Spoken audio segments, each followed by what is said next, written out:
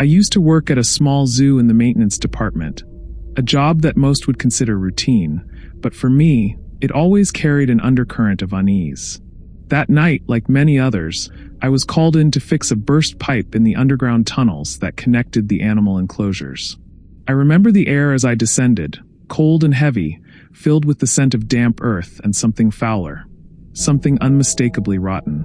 The tunnel was narrow, the low ceiling pressing in as I navigated the dark, claustrophobic passage. My flashlight beam danced along the grimy walls, revealing splatters of water and patches of mold. I couldn't shake the feeling that these tunnels were not just a labyrinth for pipes and cables, but a hidden underworld with secrets of its own. As I moved deeper into the darkness, every sound was amplified. The drip of water, the hum of distant machinery, and then something else. It started with a soft, almost imperceptible scuttling noise. I paused, my heart beginning to pound.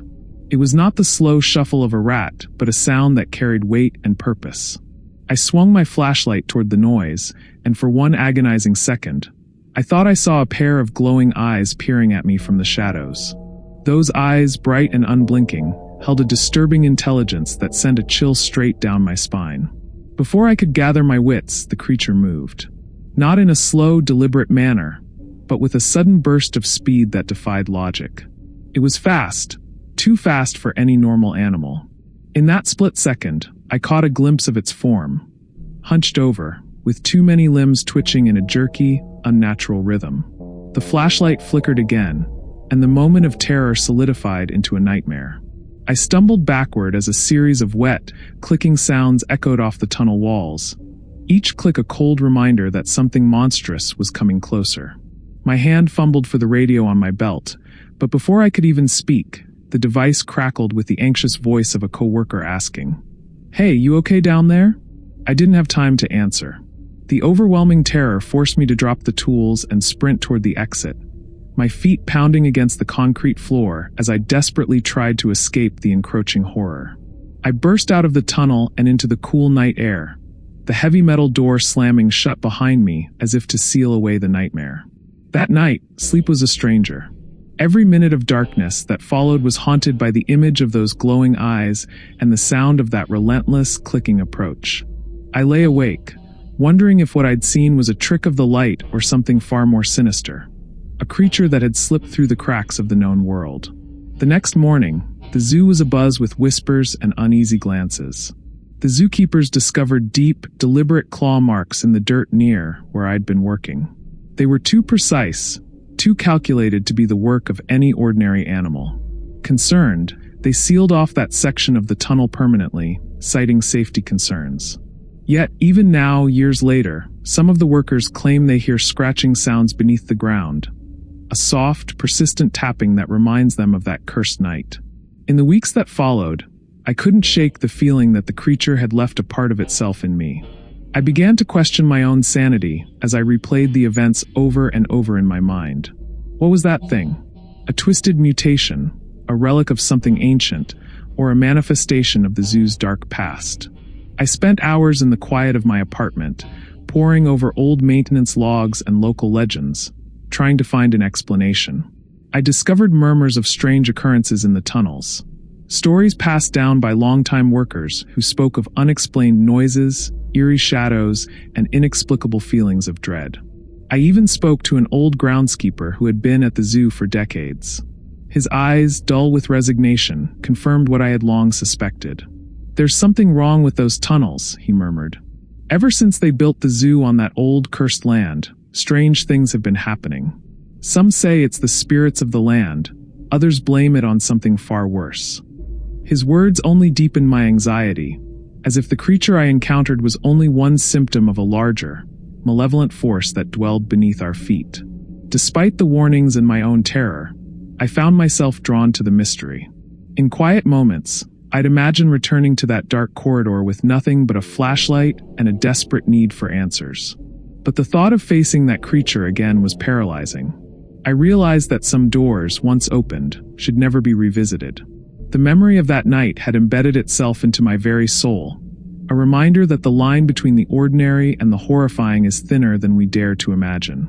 Even now, whenever I hear the soft sound of water trickling or a sudden creak in the silence of the night, I'm transported back to that moment in the tunnel.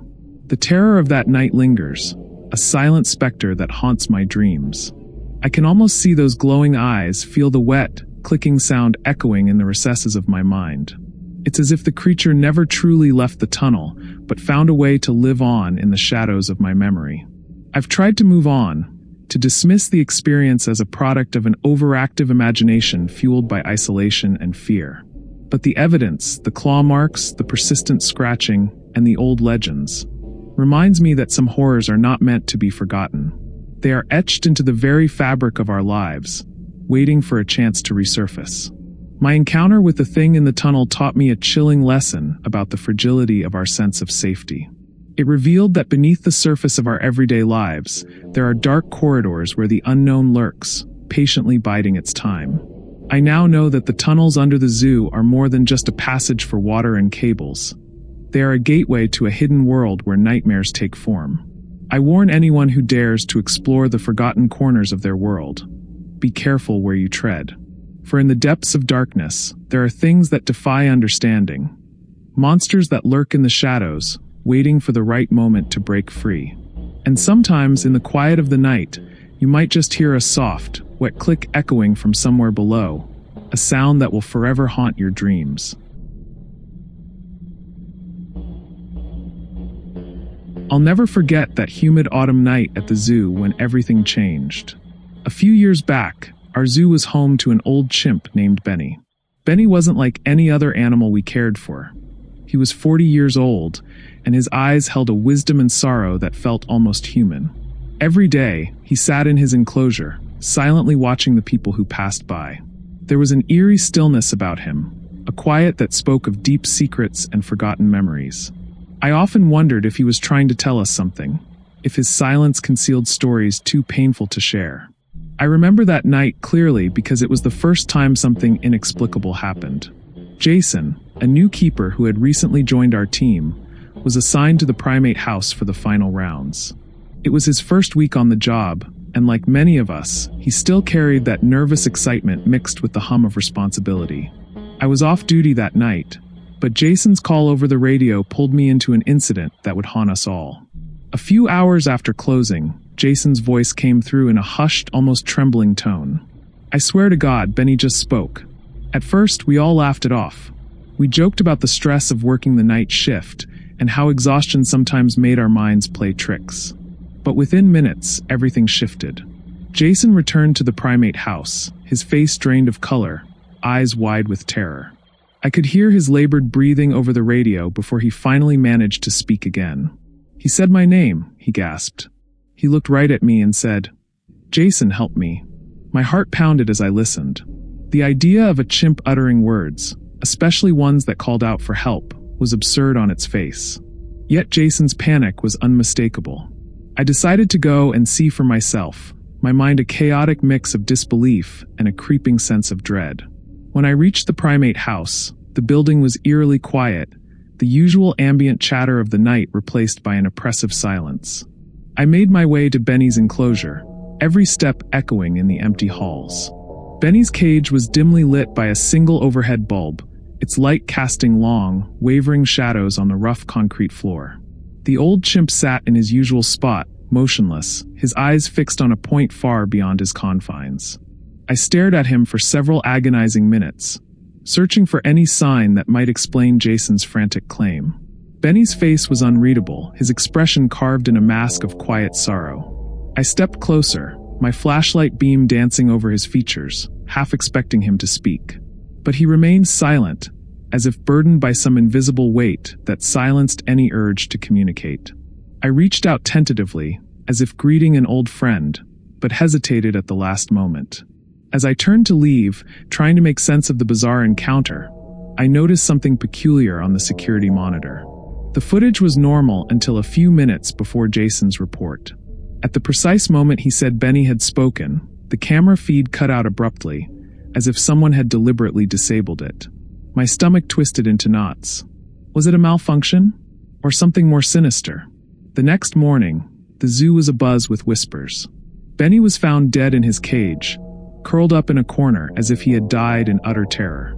His body bore no signs of physical injury, yet there was an unmistakable aura of fear that clung to him, a final expression frozen on his face. The zookeepers were baffled. How could a chimp, known for his quiet dignity, meet such a grim end without any visible cause? I spent the following weeks haunted by questions. I couldn't let go of the image of Benny's eyes, those deep, sorrowful eyes that seemed to plead for help. I began to retrace the events that night, poring over every detail, every murmur in the dark corners of the zoo's history. I even spoke with some of the older staff, those who had been at the zoo long before modern technology and strict protocols had taken over. Their voices were low, filled with unspoken truths and cautionary tales. One elderly keeper confided in me, his voice barely a whisper. "There's a legend about this place," he said. "They say that some animals here have souls burdened by the past." Benny wasn't just any chimp. He was a witness to tragedies, to moments of cruelty and neglect that have seeped into the very walls of this zoo. Perhaps he tried to speak, not in words we understand, but in a desperate plea for redemption. I couldn't shake off his words. Late at night, I found myself unable to sleep, replaying Jason's terrified confession in my mind. I'd lie in bed, staring at the ceiling, and wonder what message Benny was trying to convey. Did he see something that none of us could? Was his death not just a natural end, but a final, desperate act of communication? Then came another piece of evidence that deepened the mystery. The security footage from that night, despite being tampered with, revealed a strange anomaly. Just as the feed cut out, I noticed a shadow lingering near Benny's enclosure. An indistinct, ghostly figure that moved with an unnatural fluidity. It was as if someone or something had been watching, waiting. That chilling image stayed with me, fueling my determination to uncover the truth. I started to document everything, my small notebook filled with sketches, notes, and hurried recollections of whispered conversations among the staff. Each entry was a desperate attempt to capture the inexplicable horror that had unfolded. I even began to suspect that the incident was not isolated. There were rumors of other unexplained phenomena at the zoo. Animals behaving strangely, sounds in the night, and lights flickering with no apparent cause. One particularly stormy night, when the wind howled like a chorus of lost souls and the rain battered the windows, I returned to the primate house. I needed to confront my own fears and the possibility that the zoo was a gateway to something far darker than I had ever imagined. With trembling hands, I approached Benny's empty enclosure, the silence around me almost deafening. In that oppressive quiet, I could almost hear Benny's silent scream, a sound that transcended words, echoing in the depths of my mind. I felt a profound sorrow and a deep-seated terror that I couldn't explain. Was it guilt for not being there when he needed help? Or was it the terror of knowing that our world was not as it seemed? That beneath the veneer of everyday routine lay secrets and tragedies too immense to fathom? As I left the building that night, the rain seemed to wash away any lingering doubts, but the memories remained indelible. The zoo, with its charming facade and friendly faces, had revealed a darker side. A place where the boundaries between man and beast, the living and the dead, were blurred. And somewhere in the shadows, Benny's last words echoed, a haunting reminder that sometimes, the most desperate cries for help come from the unlikeliest of voices. In the years that followed, I often thought about that night. The image of Jason's terrified face, the eerie silence of Benny's final moments, and that inexplicable shadow on the security footage became recurring nightmares. I learned that some mysteries are best left unsolved, that the deeper we probe into the darkness, the more we risk unraveling the fragile fabric of reality. To this day, whenever I pass by the now empty primate house, I can't help but feel a cold shiver down my spine, as if Benny's spirit is still watching, still trying to reach out from the void. And I wonder, what did he truly want to say? Was it a warning? A confession? Or simply the sorrow of a soul trapped in a world that never listened? I now carry that question with me, a silent echo of a chimp's last desperate plea. A reminder that sometimes, even in silence, the truth finds a way to be heard. Ever since I started working at the zoo, I prided myself on being a rational man. I never gave in to ghost stories or superstitions, until that night changed everything.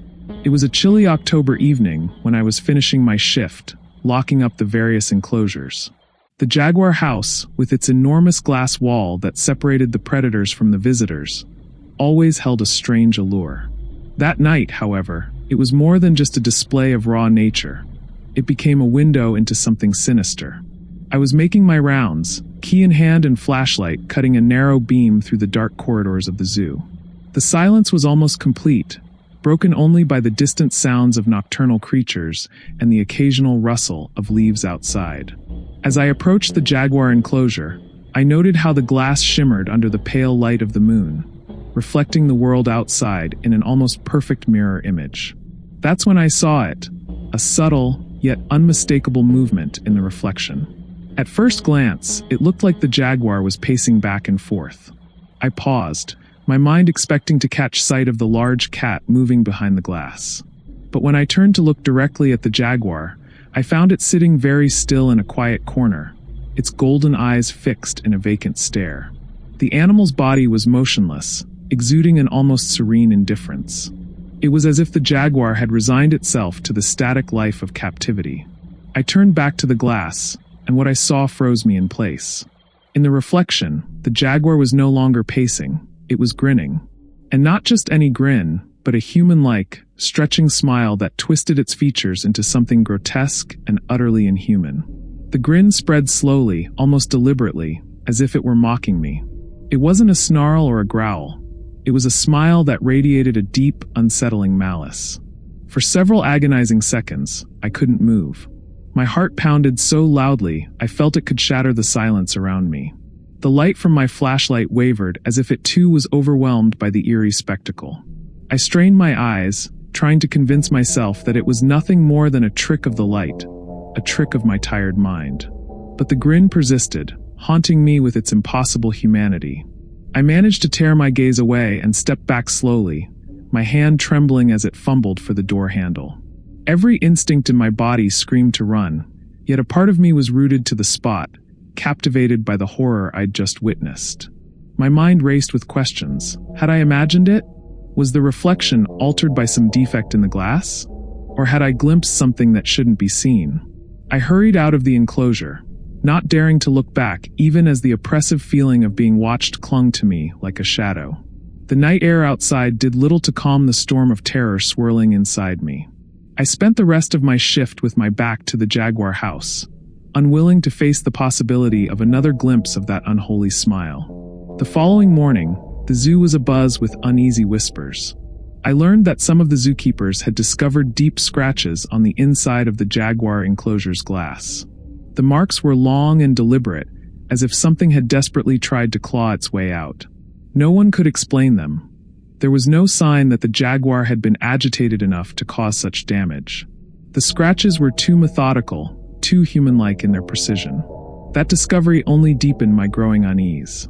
I couldn't shake the image of that grin from my mind. Over the next few days, I found myself drawn back to the Jaguar enclosure during my nightly rounds, half expecting to see that same reflection again. Each time, the Jaguar appeared calm and motionless, its eyes blank and unresponsive. Yet when I caught a glimpse in the glass, for a split second, I almost swore I saw that smile twitch in a way that defied nature. Desperate for answers, I began to piece together the history of the zoo. Late one evening, I stayed behind and searched through old records in the maintenance office. I discovered that the land on which the zoo was built had a dark past, a history marked by inexplicable events, mysterious disappearances, and rumors of restless spirits that haunted the grounds. There were local legends of a malevolent force that lurked in the shadows, one that could manipulate reflections and distort reality. I had always dismissed such tales as folklore, but now I wasn't so sure.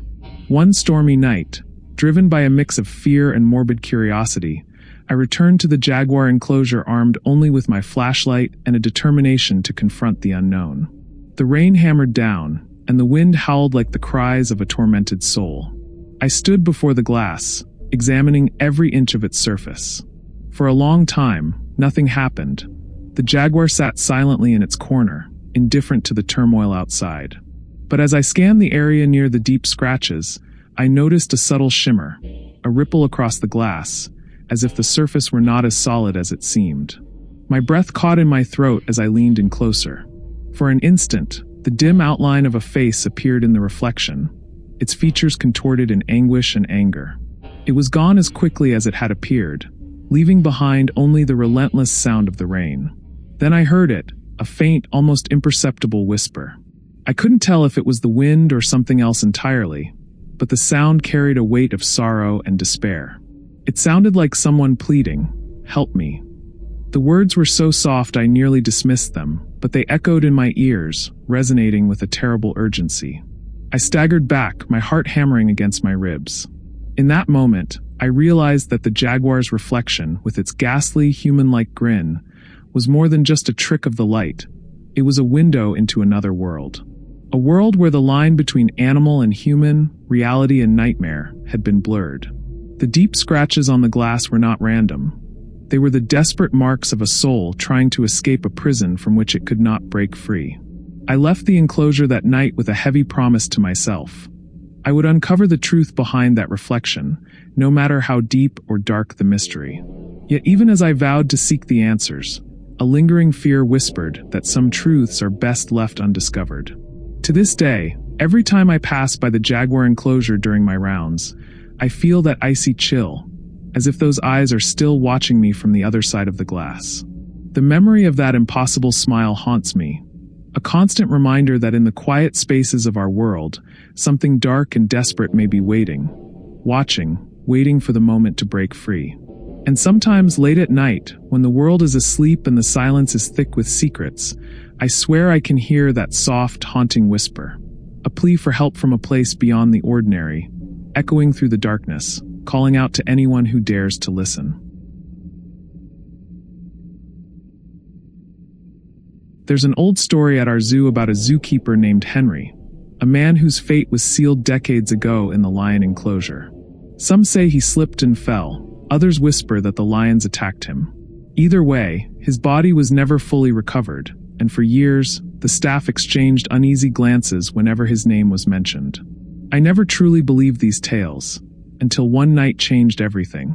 It was a cool, overcast evening when I was doing my usual rounds in the lion house. The corridors were silent except for the soft hum of the building's old ventilation system. I'd been working at the zoo for nearly a decade, and I prided myself on being rational. Ghost stories were for fools, I thought. But that night, something stirred in the shadows of the lion enclosure that challenged every logical thought I had.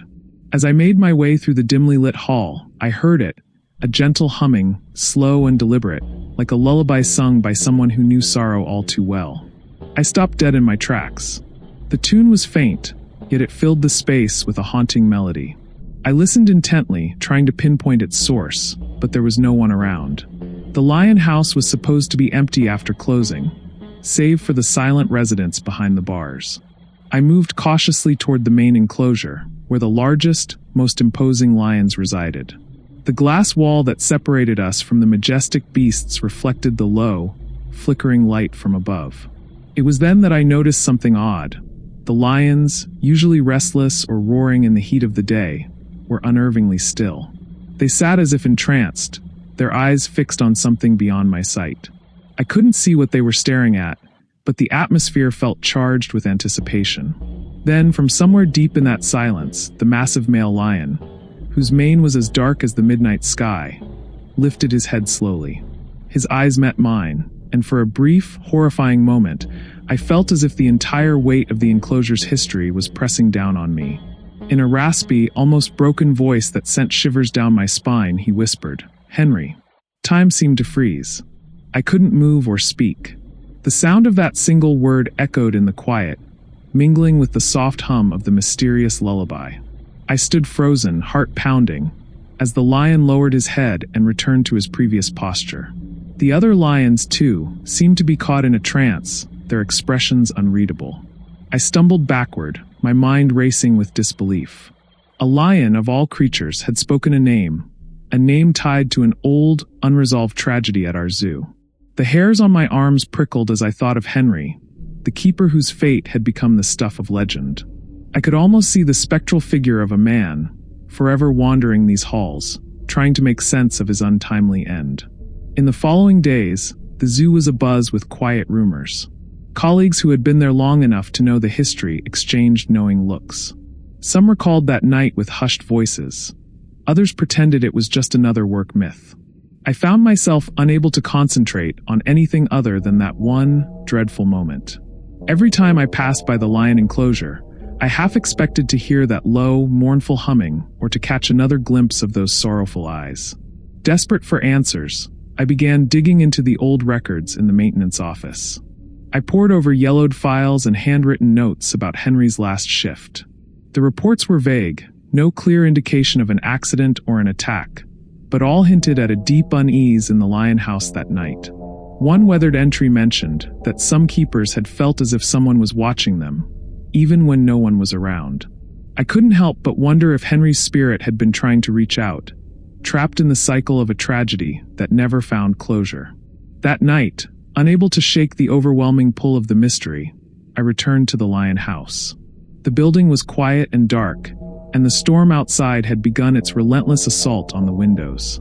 With nothing but a flashlight in hand, I stepped into the enclosure once more, determined to face whatever was haunting me.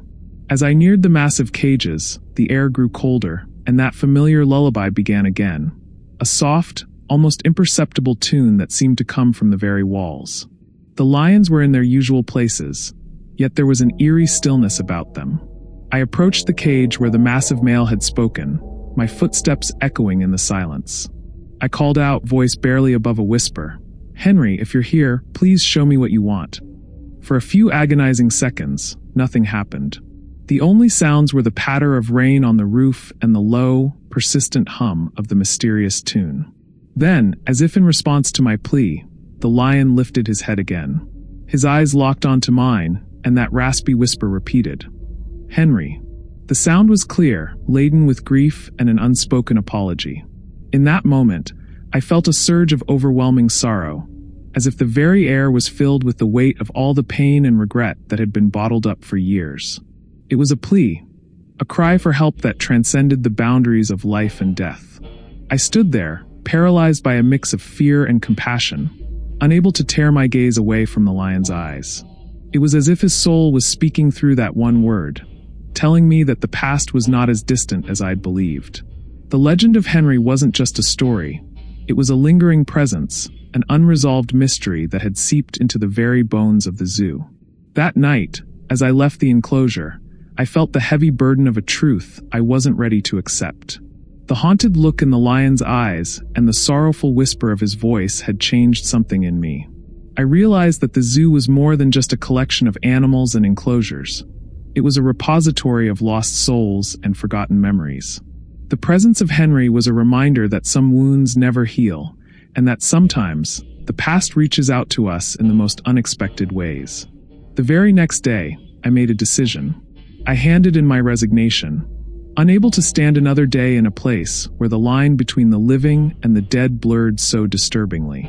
I left the zoo behind, but the memory of that night followed me like a shadow.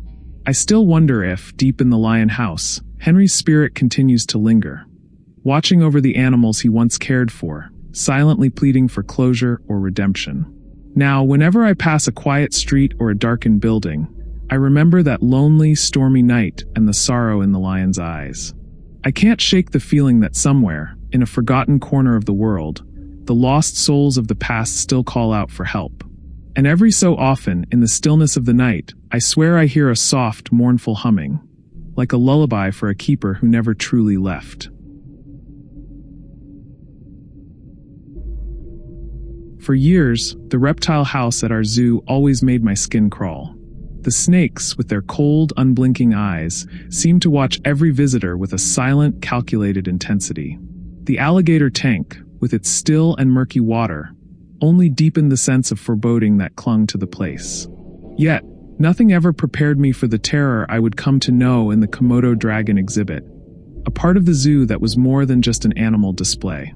It was a dark puzzle, a riddle wrapped in shadows. I remember the first time I stepped into that exhibit. It was late afternoon, and the fading light did little to brighten the area. The enclosure was vast, filled with rocky outcroppings, twisted logs, and patches of scrubby vegetation. But what struck me most was a dark corner in the back, a place where no light seemed to reach, no matter how many overhead lamps we installed. That corner was always shrouded in an almost tangible gloom. It was as if the very darkness there had substance, a weight that pressed down on you. I couldn't shake the feeling that something was lurking in that void, something that didn't belong. At first, I told myself it was just my imagination. After all, the Komodo dragons were known for their stealth and predatory nature, and their natural habitat was full of hidden dangers.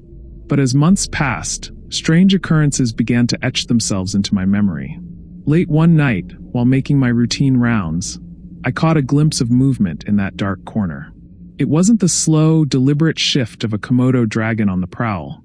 It was something larger, something unnerving.